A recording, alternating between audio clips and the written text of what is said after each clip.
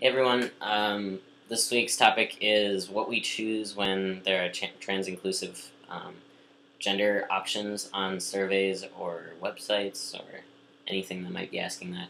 That's some kind of form setup. So, okay, basically, my general take on this is that it depends on what I think they're going to use it for.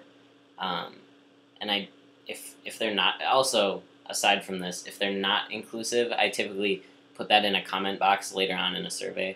I did some undergraduate research and took research methods and all of that, and I'm a little bit critical of surveys, and if it seems like they're doing something really wrong, especially if they're not inclusive on demographics and gender identity too. So there's that, first of all. I'll typically identify myself later on as a trans man who didn't feel that I had proper options as far as gender goes.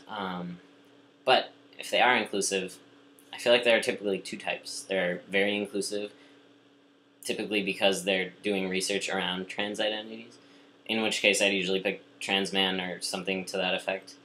But then there's also kind of partially inclusive, where it'll, like, I've come across ones that say male, female, trans. And that's not really right, first of all. I mean, trans is a gender identity, and male and female are sex, and so they kind of miss the entire point of gender, as far as I'm concerned. But in those cases, I'll usually both pick trans because I don't want to pick man over trans. It's more important to me to be represented as a trans person in their survey than a man, but it's also not great that they make you choose that, and so I'll also follow up with a comment somewhere along the way saying you really did not give the proper options as far as gender goes.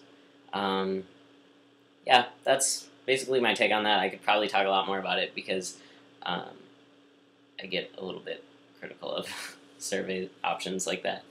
As far as social media, though, I'll usually just pick whatever I really identify as, unless it's going to be, like, out in a very obvious place on there that I don't feel comfortable with or something. But, yeah. That's my 2 cents on that, and take care. Have a good weekend.